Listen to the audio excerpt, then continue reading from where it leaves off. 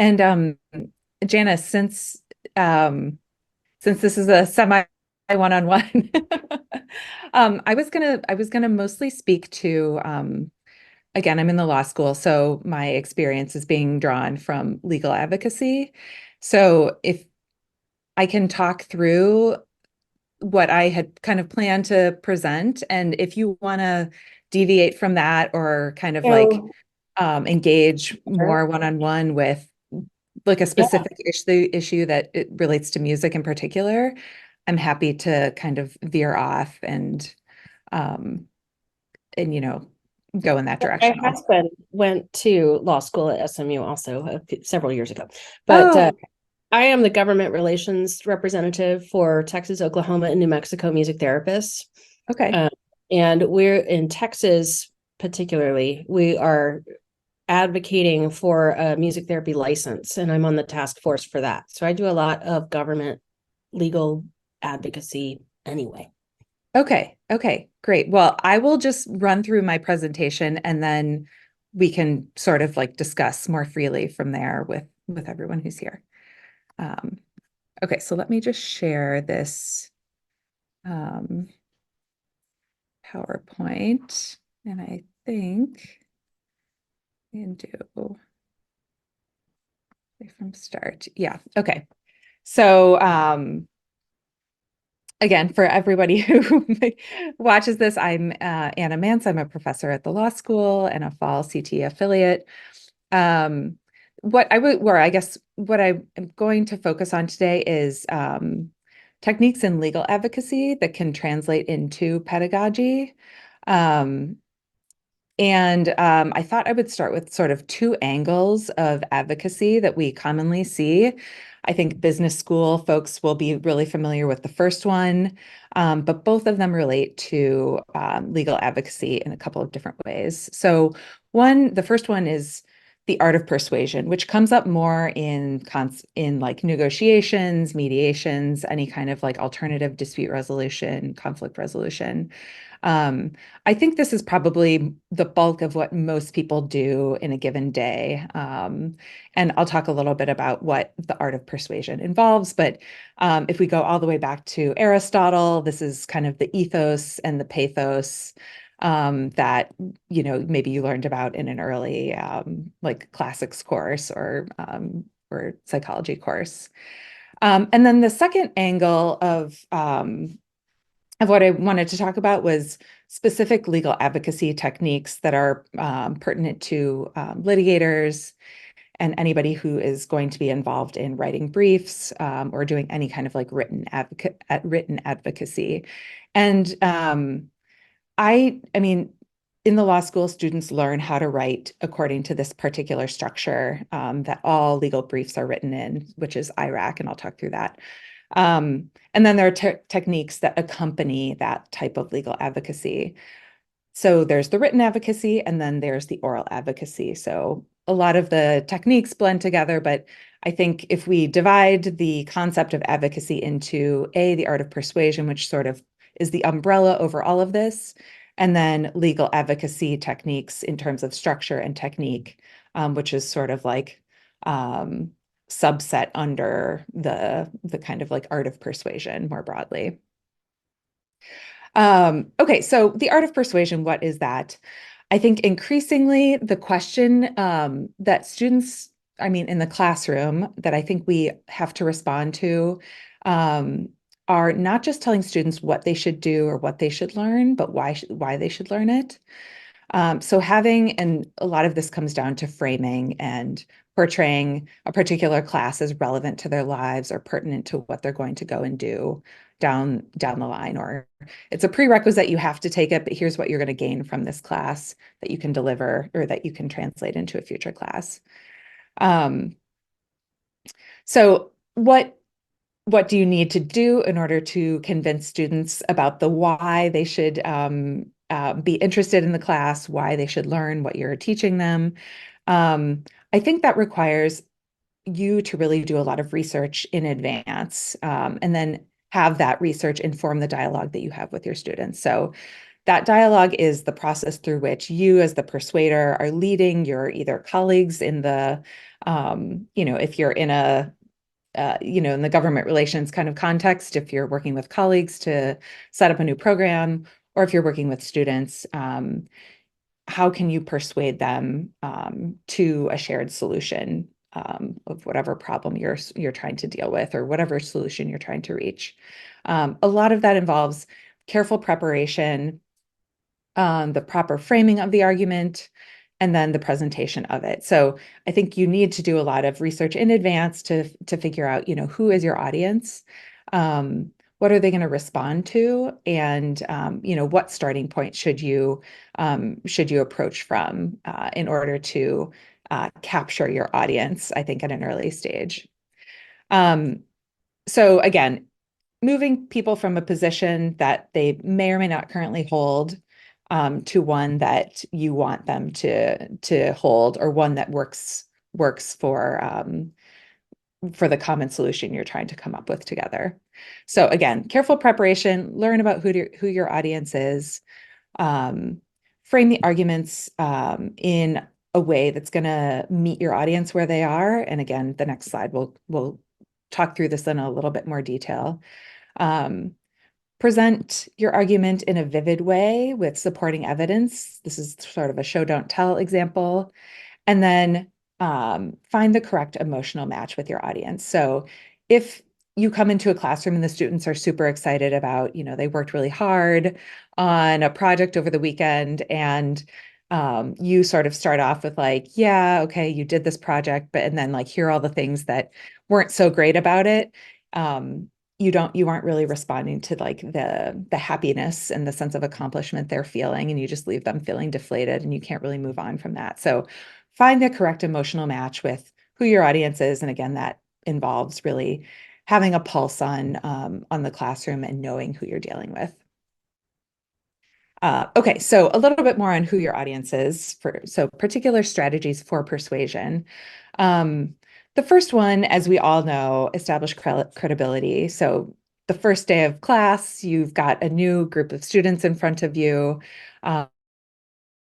Or you're coming into a room with a bunch of people that you might not know. You need to establish credibility so that people trust you and believe you and want to follow the things that you say. And that's mainly done through either describing your expertise or showing what your expertise is in this area, and then through relationships that you might have. So, and again, it's a little bit different in the classroom, but I think sort of describing the the ways that you've taught this subject in the past, or awards that you've won, or people you've worked with, or when you were successful, or anything like that. Just a story or two, I think, can help students to sort of develop a trust in your expertise, that you are a teacher that they want to learn from. And then I think also people really respond to integrity and then steadiness. So, um, you always show up, you behave in a way that people want to follow, showing yourself as a leader. So establishing credibility in whatever way is appropriate for the setting that you're in. Secondly, framing for common ground. So I think, again, who is your audience? Who are you speaking to? You need to describe the position that you want to move everyone towards in terms of the advantages that it will bring. So again, showing the students that this class sounds really boring at the outset, but really there are all these amazing things that come from it. I teach civil procedure, which is a very abstract and kind of complex course for your first year law students to kind of grasp. Um, and so I really try and do a lot on the front end of like selling the advantages and illuminating the advantages of what civil procedure can bring to them early on. Um, I think something else that's very important is when you're sort of starting off, I ask students for a lot early on. And I show that I'm willing to be flexible, but I sort of make like an over ask that's within um, that's like reasonable within what I can ask for them, but I ask for a lot. Um, that allows me then to kind of like shed things later on in the semester at the appropriate time. And it makes me look like I'm willing to compromise, that I'm reasonable. Um, and it allows students to feel like they're part of the process, like we asked for this thing and you're willing to work with us to get there. And I think the key thing is to shed some of your asks at the right time when it's um, either in front of a decision maker, so either in front of a judge. You want to show that you're willing to compromise at that point because it makes you look very reasonable. Or with students, you want to shed at the right time when they're especially stressed out and you're like, you know what, we don't have to do that reading, or like we're gonna cancel this class, or I'm gonna eliminate this assignment or something like that. And you were sort of maybe planning to do it all along, but I think that is a technique that allows students to feel like you're co-creating the class and that you're willing to kind of respond to their needs. Um, Third, I think very important, and I'll come back to this again, but provide evidence by using language in a particular way. So show, don't tell. Don't tell students what you want them to do, or don't tell in a negotiation, don't tell the other people in the room with you what you want and set a hard line. Rather, show why your position is important, and using analogies, telling stories, vivid language, metaphors, all of those kind of like writing techniques are really helpful, or rhetorical techniques are helpful to kind of imprint in people's minds a particular vision or rationale for why they should sort of go along with the position that you think is the best one. And then finally, connect emotionally. Show your own emotional commitment to the position you're advocating. I think it's really important for us to demonstrate our own passion for what we're teaching. Again, sometimes that can be really hard. And I mean, in some disciplines, I think it's easy to be very expressive and passionate about why this is fun and exciting. Other disciplines are a little bit maybe more difficult to do that, big lecture halls or complicated topics. Organic chemistry, it seems like it would be really hard to kind of like from the outset show your passion. But I think being human and really providing examples about like that students can, again, emotionally connect to. And that just shows that you have like a real gut connection with your own work, and people really respond to that. Um, I think also helpful to take the pulse of the room. I regularly check in with students to ask, like, how are we doing? Is this too much? Is this too little? Are you getting this? Are you not? Um, is my like, passion for this thing connecting? Are you connecting with that in any way? So I try to regularly take the pulse of the room just to make sure that like I'm not going crazy for something that nobody else is really like they're not responding to. Okay, so I think very broadly, and I'm sort of speaking to the classroom scenario here, but all of these things would translate to, a boardroom discussion or any kind of like meeting where people are trying to advocate for different positions and you want to persuade people um, that your position is maybe the better one. Okay, moving from the art of persuasion kind of more broadly to legal advocacy. Um, Written legal advocacy, there's written and then there's oral legal advocacy. The written advocacy follows this very prescribed structure called IRAC, and there are other terms for it called CRAC or CREAC.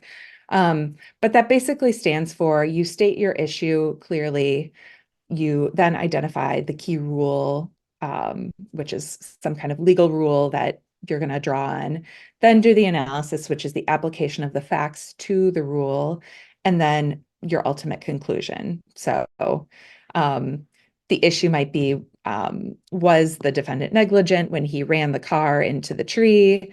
The rule would be some kind of legal statement about like one is negligent if they drive over 50 miles an hour. Then the analysis would be the application of the facts. The defendant was driving on a rainy night at 70 miles an hour and they hit the tree. And then you like analyze the facts in association with the rule, and then you make a conclusion. All of this is done to help the judge or the audience.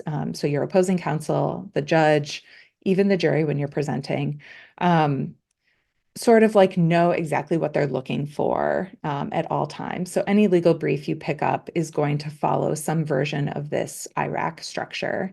And again, it creates simplicity. It makes things very straightforward. There is room for art and creativity within this very kind of rigid advocacy structure, but it does provide a good frame that you can work from if you're trying to advocate, particularly something that's like more complex. Because the whole goal of advocacy is to take something difficult and make it accessible and simple for your audience, whoever that person may be. Okay, the principles of both trial advocacy, and there's a lot here, but I'll talk through each of them. There's a lot here, but again, it applies to written advocacy as much as trial advocacy. And again, all of these things also translate into any kind of negotiation scenario where you're having a conversation and trying to persuade one group to move from A to B. So in a trial or when you're writing, in general, you want to be as brief possible. Being long-winded makes people doze off and fall asleep. So as teachers, we all know that you might have to get up there and lecture for an hour, but you want to keep your the conversation or like the key topics as brief as possible. And then you can give facts and examples. But you don't want to kind of like go on and on and on if the goal is to keep the audience very engaged. Okay, in general, be very positive. And in that, I mean, emphasize your strengths rather than focusing on your opponent's weaknesses. So always approach whatever you're talking about from a position of strength and from an affirmative position rather than identifying, like I'm going to start out by talking about why their argument isn't good. There's a time for that, but it's later on because then you just put all the focus on your opposing counsel's argument. You want to highlight your own argument and keep all the focus on yourself and what's so great about your position and why people should follow you. Third, and this differs a little bit from the art of persuasion where you're showing and not telling, but sometimes you need to be very clear and direct about what you want. So in a brief where you need to be very direct, you have to just say, I want $1 million, like that's my ask. So don't make the judge or the reader kind of go digging for what you're trying to find. Be very clear and upfront about what you're asking for. You can negotiate what that is later on, but you want to at least set a starting point for this is our position, this is what we're looking for. Again, keep it simple. Long, beautiful phrases are wonderful in English essays, but they don't work so well for advocacy where you're trying to just like get your point across. You want people not to get lost in all the details. So keep things simple. You should provide details and the motives or motivations for why you want what you want, but have your ask be very simple. Then provide the details, and that's sort of like the analysis part of it, and motivations for the justifications for why you should get what you want. The rule of threes, I'm not sure if this is something that other people talk about in other disciplines. I'm sure it is, but this is something that helps simplify arguments, organize papers, organize arguments, and then it appeals to sort of like a lot of studies on our own psychology and cognition about what we can remember. So people tend to remember a beginning, middle, and an end. They remember like a 1, 2, and 3. But once you get beyond, if you start saying like, okay, and my 6th point and my 7th point, people start to really doze off and forget. So if you can kind of simplify things to my arguments follow 1, 2, and 3, and then you go through 1, 2, and 3, you're going to engage your audience more than you would if you had 10 points to get across. So follow the rule of threes generally. If you can combine your arguments into 3 main points, and I think I violated that in this presentation already, but in general, try and follow the rule of threes when you're setting out an argument. Primacy and recency, again, first impressions matter a lot. So the first things that you say are things that people are going to really focus on and remember. And then the last thing that you say, recency, will also be something that people remember. So if you have something important to say and you want to highlight or identify takeaways, you should do it at the very beginning and at the very end. Grasping the nettle, this is important for when you need to compromise. So I don't know if you're familiar with I guess it's a plant, the nettle, the stinging nettle. If you kind of brush by it with your hand or you're on your arm or something and you're walking by nettles, the hairs of the nettle will sting you, right? That's when you got stung by nettles. But if you just grab it firmly and kind of like don't allow the hairs to sort of activate, you won't get stung. So you won't have that reaction to the nettle.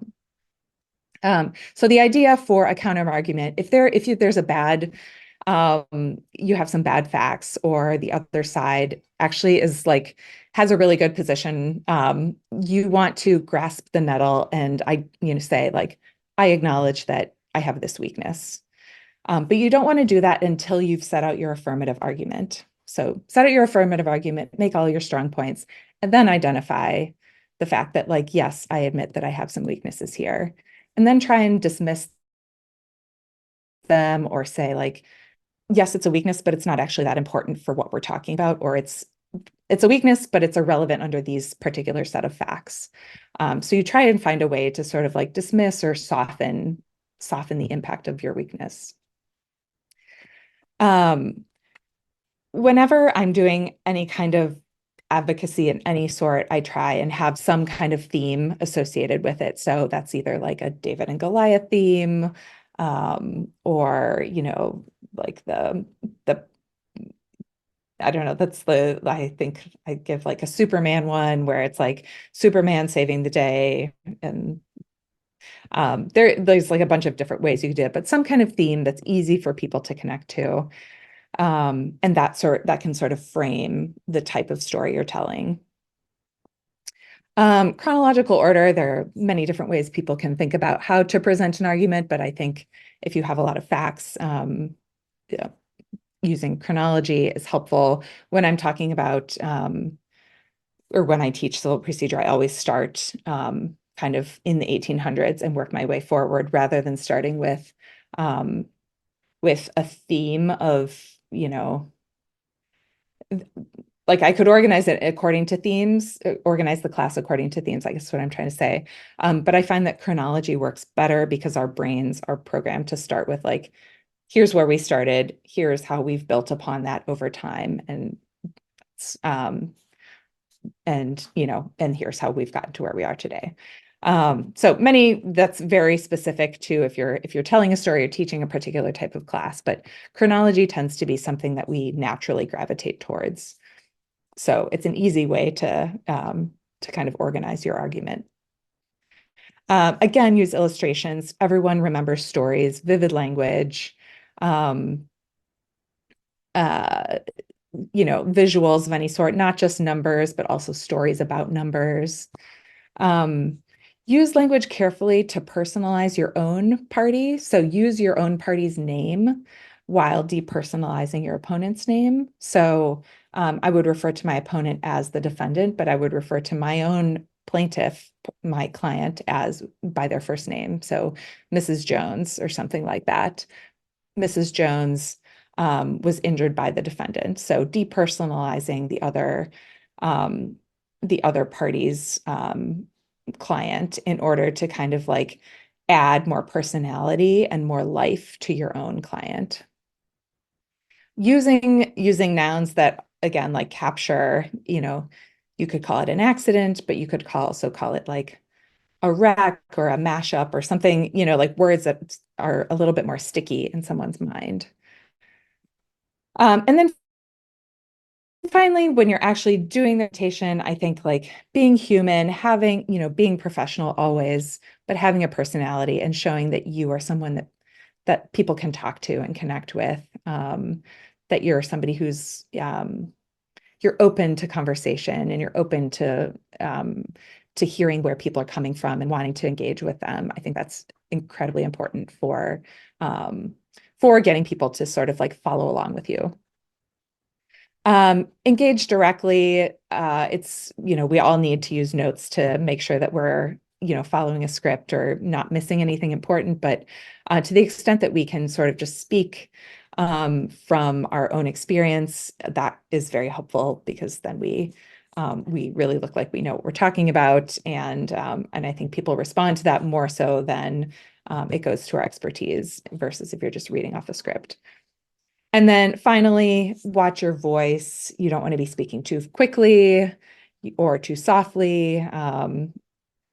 And, make sure you're being clear so that everyone can understand what you're saying. The whole point is communication. So all of these tips are meant to increase your audience's receptiveness to what you have to say, to the position you want to advocate for.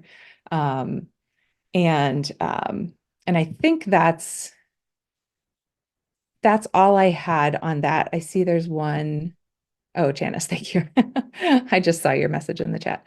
Um, so I'll stop sharing my screen now, and then I'm happy to just talk about, if any of this resonates with you, or if you had specific kind of like scenario that you had in mind, or how this might apply to music theory versus legal advocacy, which, is maybe a very different thing. I totally see how it connects to pedagogy, and it makes a lot of sense. It's really that you laid it out really clearly. So thank you. Um, just out of curiosity, in music pedagogy, do you like what is like a common example of like, Well, so I teach people how to become music therapists. That's okay, my main function. So I teach yeah, our sophomores and juniors music therapy majors. And so I'm teaching them a lot of the methods that we use, and I also supervising practicum and clinical training.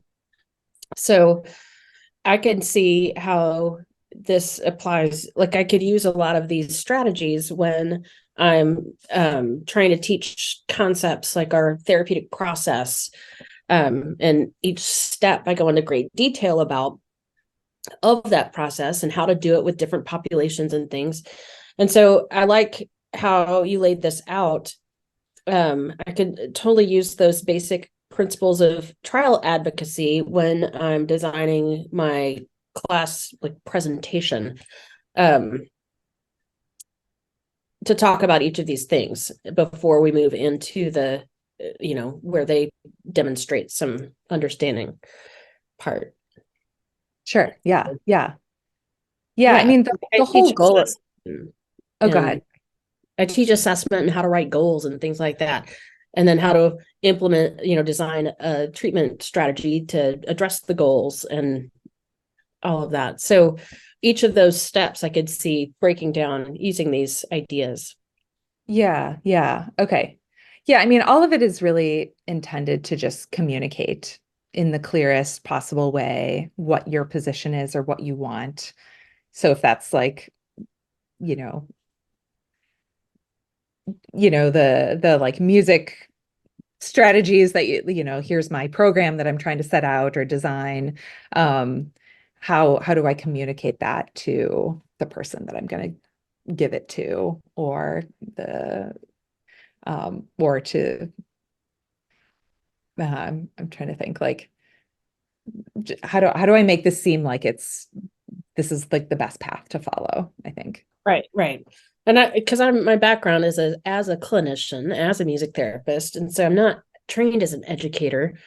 Yeah, So, excuse me, I know how to do music therapy and I know how to help people become music therapists, but I'm not that great at teaching the theories and things behind it just because they're just ingrained in me and I just do them. And so this right. helps me have a like an outline to follow to share some of those ideas in a more clear way too. So I Great. think it's really great. One thing that I struggle with is the like the visual. I personally struggle with visual imagery.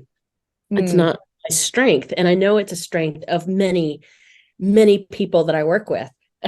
So I don't speak that same language very well. So I was wondering if you could go more into the using themes to give more examples of what that's like.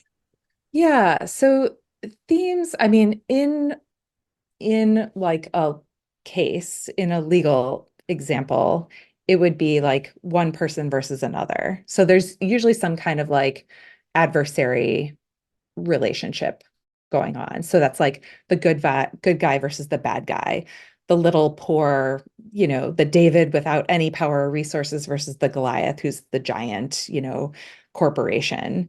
And sort of like setting up that theme and again, we're presenting to a judge. So you're presenting to a decision maker and trying to convince them that like I represent the David here. Like, um, who this little guy up against the corporation with all the power. And so you're really talking about like an imbalance in power dynamics. And that's the theme that you emphasize throughout the case in all sorts of different ways. So once you decide on that sort of theme, and the theme could be, and again, it sounds like you have a different sort of scenario that isn't adversarial. But the theme could be anything. It could be like us getting from like um, what could a theme of like unification or something like that, where it's like we're all coming together towards a common goal. And then thinking back to like what were times or examples where like there was an example or like a movie. I tend to think about movies and books a lot because they all have themes that are drawn from um, different, all sorts of different examples. But there's like, the pilgrimage theme or the going west to like find a new future. And then using examples, like having that kind of like very basic, maybe crude theme. And then using example, like you repeat the theme throughout as much as you can and then like give examples of how this is an example of like growing or developing over the course of a journey or a quest or something like that. Though that's what I think about when I'm trying to come up with a theme, but it has to match what the dynamic is at play. Who are the players involved, and then is there an ultimate decision maker, or are you really just trying to get everybody on board with a particular plan? Um, I think whichever it is will dictate the type of theme that you can draw in. But I do think that like I've read all sorts of stories about um it sounds really cheesy, but like CEOs of companies will go into like their board meetings and they'll tell some like story about how they grew up in Upper Michigan and this like hard scrabble time. Joe Biden does this a lot too when he's talking about like growing up in Scranton. He's really showing that I identify with this particular population or this particular like way of life. And here's how I'm gonna connect what I want to do with you. Um, so so I don't think you need to. I think there's like a lot of opportunity to like find something that's like either personal to you, like your own journey to how you got into music or how the student got into music, um, and how that is driving them to kind of like, I think if you put yourself into it a little bit too, um, that can create a theme and be helpful too. But yeah. So just a way to make it more of a personal Yeah, connection. Yeah, personal connection. I think it really is all about storytelling. I mean, I consider almost every day I go into class to lecture about like obscure stuff, like abstract stuff that students have never heard of. They're like, what are pleadings? I don't get personal jurisdiction, like this really abstract stuff. They have no connection. There's like no example in which they would have encountered this in their life before. Um, so I like consider myself a storyteller to make something really abstract, um, tangible for them in a particular way. And I do draw upon like the power imbalances and the information asymmetries, to show why, either why the law has developed as it has, or why we do things a certain way versus how we used to do them, how things have evolved. So that's yeah, I think storytelling is a huge part of advocacy, and getting people to connect with your story.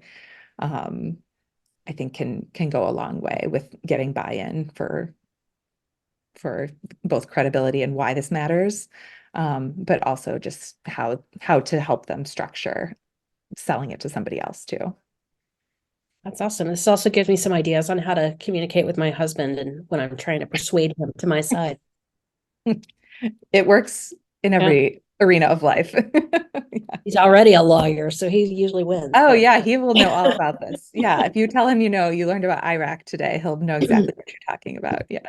I'm okay. also married to one, so I always try, he's always trying to win the argument. It's like, if you win, you lose. You don't understand this. If you win, you lose in life.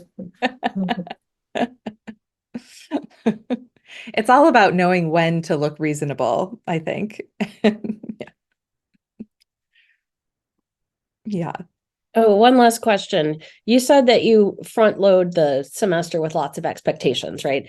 So that you can shed some stuff and build that relationship. What are some examples of the types of things that you're asking your students to do that you're planning to Student. negotiate out later?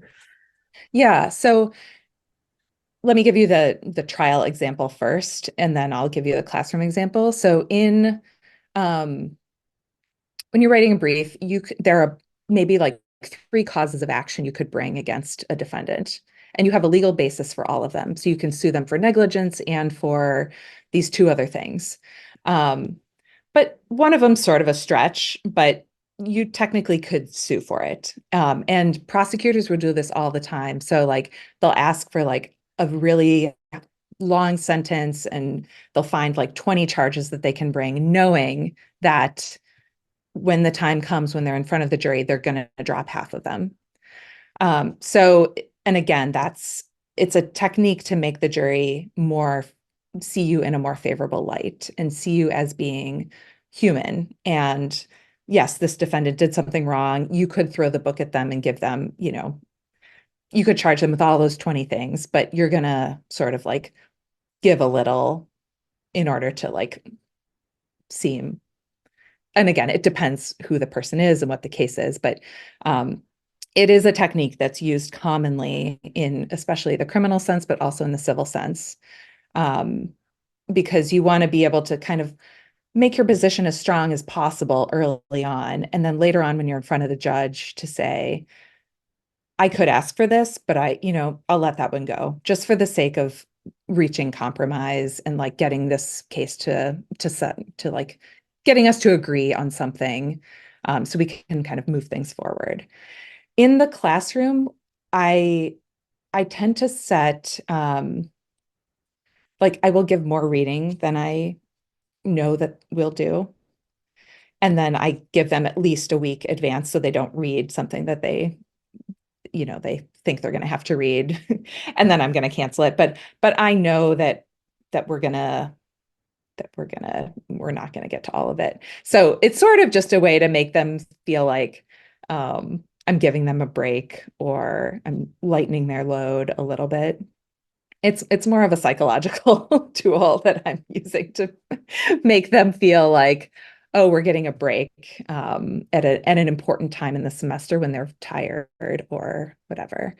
Um, Other things, I think it's a little bit tricky sometimes to like set expectations. You don't want to break if you don't allow phones in the classroom and then suddenly you start allowing them, like you don't want to do that kind of stuff. But I think expectations about how long they'll have to do a presentation or the amount of reading they'll have to do, just like the bulk of work is usually what I do in the classroom. Um, and then I also try and I don't know. I tell them that I have like very high, you're professionals, you're this professional school. You need to hold yourself to professional standards. But then I allow the classroom to be like a place of fun sometimes too. And we don't always have to be like sitting with our backs straight up and taking copious notes. So just to make them feel like um we know what the standards are, but we can have fun within those standards. Or we can have fun and be like kind of to the being human part of things. Like um, we can be ourselves and we can sort of like let go a little bit. And it's not all seriousness all the time. So those are the ways that I do it in the classroom, but it's more to just like make them feel like I'm lightening their load and meeting them where they're at critical times in the semester. Yeah.